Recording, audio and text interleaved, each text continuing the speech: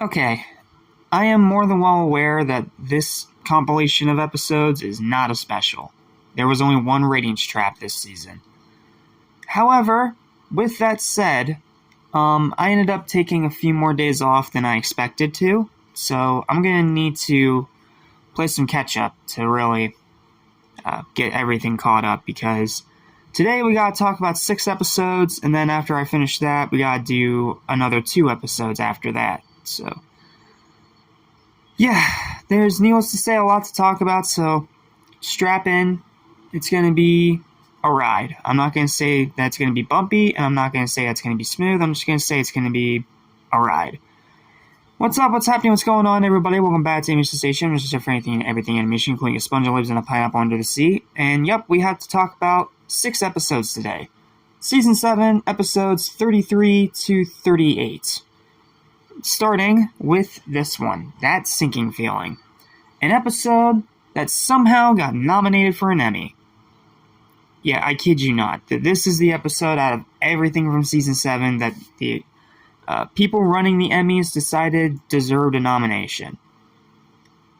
Hopefully that person is now fired, because this episode is really, really bad.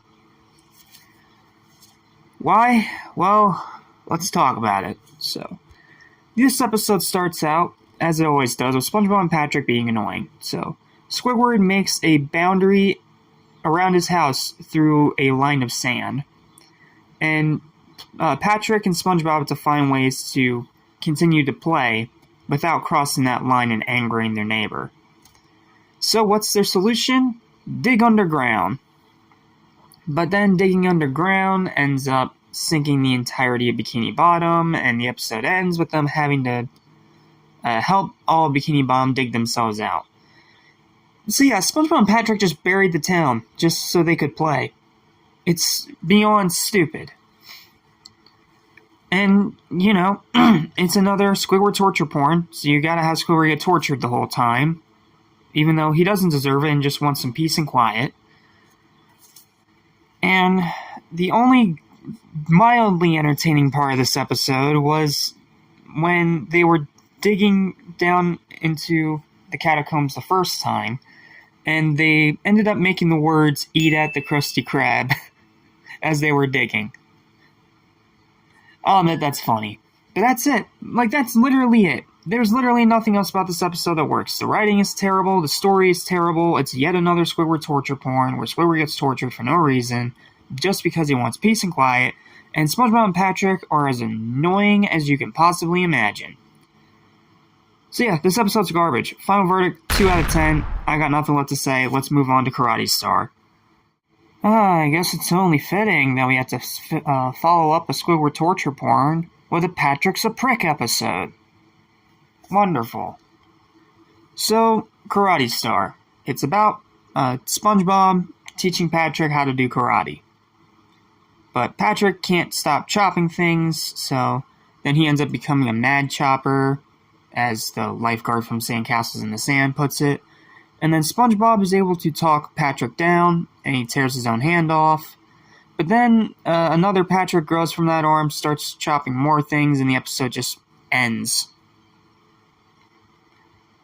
So, let's get the biggest problem of this episode out of the way. Patrick is an unlikable, absolutely infuriating smartass throughout the entire episode. Why? Well, let's see. SpongeBob's making a meal, which for some reason includes pineapple, even though he lives in one, but we're not even going to dive into that can of worms. And he starts choking on a fly. So Patrick comes in, it takes him a while to figure out that SpongeBob is choking, and then he punches him in the chest, which gets the fly out. Just roll with it, it'll be over faster. And then SpongeBob says he'll do anything to help Patrick, and then Patrick says he wants to do karate. And then he acts like an absolute smartass when SpongeBob tries to tell him that it's a bad idea. If I recall correctly, I seem to remember saving your life a few minutes ago. And I also remember you saying that if there's anything you can do to return the favor, to let you know.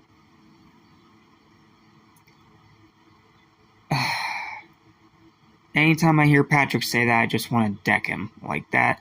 That is unbelievably smart-assy. Like, it is so infuriating. And then SpongeBob tries to teach him karate, and then SpongeBob gives up after only 2 exercises, despite the fact that Patrick is unteachable. But if you're a terrible teacher if you give up after only 2.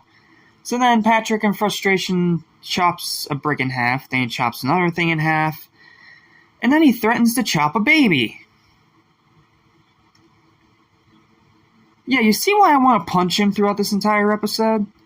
That's not okay. I don't care how stupid you are, you should be at least aware enough that chopping a baby is not okay. And then Patrick chops up hot dogs in a scene that makes no sense and is entirely pointless. Then he goes to the ice cream shop and he tries to buy all the inventory of the ice cream with a lollipop. Obviously gets turned down, so get out. Then he starts chopping the bargain more, and they put all the blame on Patrick's hand instead of Patrick's rotten behavior. Dude, screw this episode. Seriously. Final verdict's a 2. I got nothing more to say. This episode is garbage. Alright, next, Buried in Time. Let's go. Alright, well that one was rough, wasn't it? Well, thankfully, the good news is that the rest of these episodes we have to review here today, in this review specifically, are all good. They're all good to great episodes, so, including one episode that is so beloved that it's become one of the best in post-movie SpongeBob. But we'll get there when we get there. Let's tackle Buried in Time first. So, in this episode,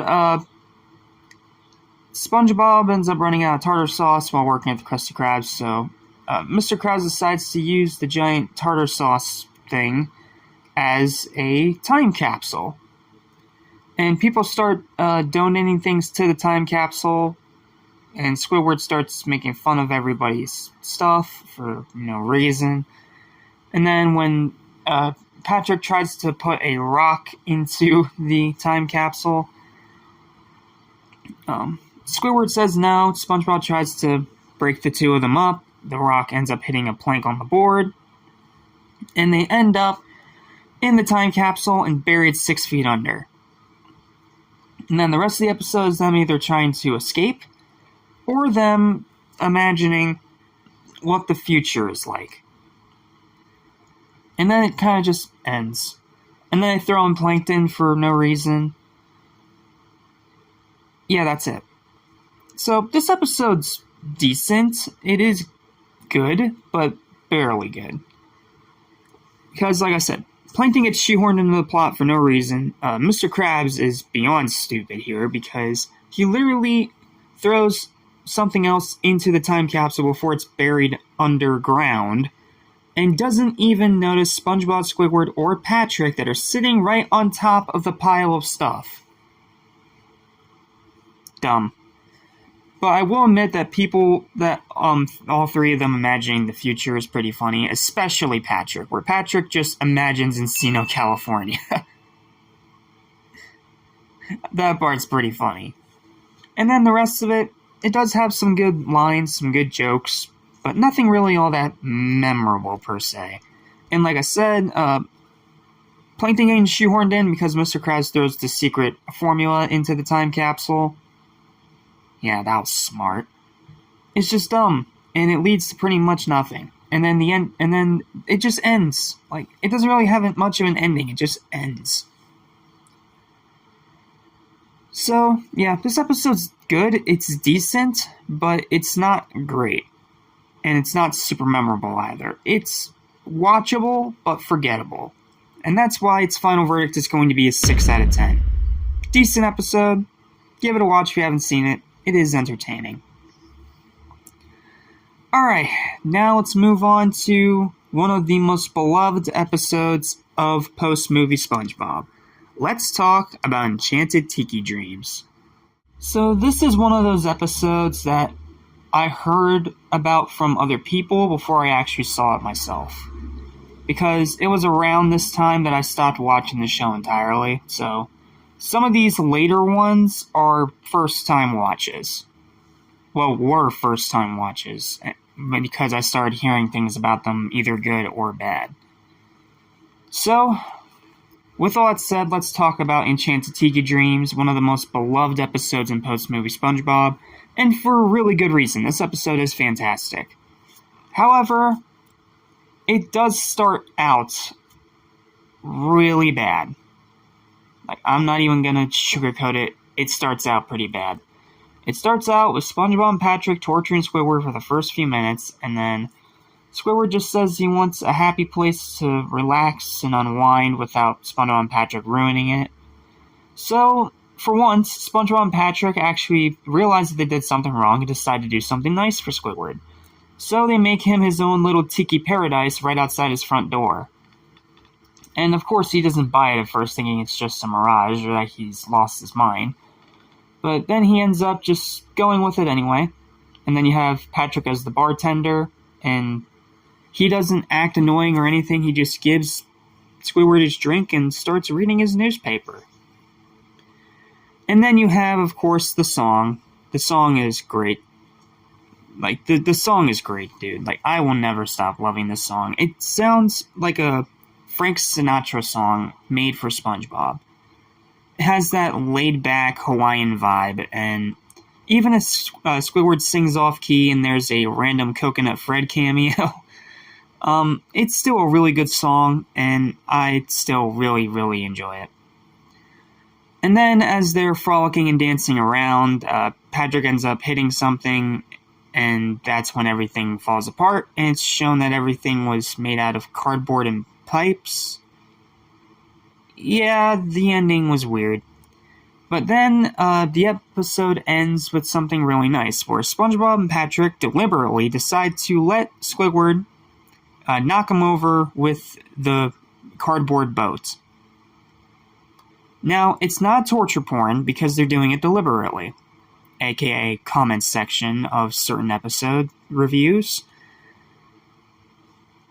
So, yeah, this episode's great, man. Like, it starts out really rough in the first few minutes, but once it gets to the actual Enchanted Paradise, it turns into a really funny, entertaining, and just laid-back and chill episode. And I do really love the ending where they still decide to help Squidward, even despite everything going to crap. So, 2 highlights for this one. The first one is, of course, the song. It's such a good song, dude. It's one of the best songs in post-movie SpongeBob, easily. It's so laid back, it's so chill, and I just can't wait to cover it one day, dude. I love that song. It's so good. Then, my second highlight is the ending. It's a really sweet ending, where SpongeBob and Patrick deliberately allow Squidward to keep knocking them down with this cardboard boat that they have up like a swing. And again, they're doing it deliberately, so it's not torture porn. Like, seriously, if it weren't for the episode's first few minutes starting out really bad, like it was going to be a Squidward torture porn, this would probably be higher. But as is, it's still a great episode that does show legit remorse from SpongeBob and Patrick, which is getting extremely rare. And them trying to help Squidward resulted in something that's really, really nice, and does show that at the end of the day, they are still friends and they still care about each other in one way or another. So, it's a sweet episode, it's a laid-back episode, and it's a very entertaining episode that has deserved all its praise. Final verdict for Enchanted Tiki Dreams is an easy high 9 out of 10. This episode is fantastic. If you seriously have not seen it yet, I cannot recommend it highly enough. It is a great episode. Alright, let's move on to the Abrasive Side. Speaking of great post-movie SpongeBob episodes, now we got this one, the Abrasive Side. This is one of those episodes that, again, I didn't really see until later on when I started hearing good things about it from other reviewers, especially Mr. Enter, who I believe put this in his best, top 25 best post-movie SpongeBob episodes list. And this episode is great as well. Now, I don't think it's as great as Enchanted Tiki Dreams, but it's great for different reasons. So let's talk about it. So, in this episode, SpongeBob is waiting in line to get to Glove World, to bust the Glove World. But because he's such a pushover, he keeps getting pushed back in line by a bunch of other people, which then leads Patrick to get upset with him for not saving them first spot in line for the Glove World bus. But they still sit there and wait for it. That is until SpongeBob is pulled away by his grandma, from Mr. Krabs, and from... who was the third one? I forget. Sandy. That's who it was. Yeah, Sandy. And by the time SpongeBob's done with all those, Patrick's gone on the bus to Glove World by himself. And then he calls out SpongeBob for being a pushover and says that he's got to stand up for himself. Yeah. And even though it is Patrick yelling at SpongeBob, it's for a good reason. Because SpongeBob is a bit too much of a pushover in the start of this episode. Which, I get why. It's his personality. He's always going to be the helpful kind. But every now and then, he's just gotta say no. But he doesn't know how to say no. So, after scratching off Patrick's back barnacles, SpongeBob ends up ordering himself an Abrasive Side. And this Abrasive Side acts like a second personality. Like a what's the best way to put it? Bizarro SpongeBob. Like, you know how Superman has Bizarro Superman? This is pretty much a Bizarro version of SpongeBob, where he is mean, he is crass, he always says no to everybody, and he openly insults them right to their face. He tells Krabs about how he's not working extra shifts unless he's getting paid overtime. He yells at Patrick. He yells at Squidward, which causes Squidward to cry. We'll talk more about it later, that's definitely a highlight. And he outright shrugs off Sandy and makes her disappear her own head with her ray gun thing. And that's when the Abrasive Side starts taking control of SpongeBob in your classic Jekyll and Hyde plot template. So, SpongeBob keeps trying to apologize, but the Abrasive Side keeps taking over and speaking for him. Oh, and he also doesn't help his grandma walk across the road. That's going to be important later. So, that's when SpongeBob realizes that it's the Abrasive Side's fault that he's becoming such a jerk. So, he ends up going to Sandy, who gets her head back, and using literally her bare hands, she rips the Abrasive Side off of SpongeBob and they send it away. And then the episode ends with SpongeBob apologizing for being mean to his grandma, only for his grandma to have been the one to get the Abrasive Side after SpongeBob did. And then the episode just ends. This episode's great, dude. Like, I really don't know what you want me to say here. I guess highlights, and we'll go from there. Highlights of the episode. First one, the whole thing with overtime. Like, first, Mr. Krabs not knowing what overtime is despite being a businessman is funny. Then him finding out what it is after reading a dictionary and finding it as, well, let's just say the bane of his existence is funny. And then when SpongeBob comes back later and tries to apologize, and the Abrasive Side still tries to get overtime out of him, it's even funnier. Like, it's a setup, it's a payoff, and then it's an extra payoff on top of that later. Like, that, the whole thing with the overtime gag is legitimately funny. And then the other funny part, and my favorite part of the entire episode, is when SpongeBob says that he would not want to hang out with Squidward for all the money under Krabs' mattress. Which causes Squidward to put down his hose, cry, and be like, "You have no idea how long I waited to hear those words." And he literally starts crying.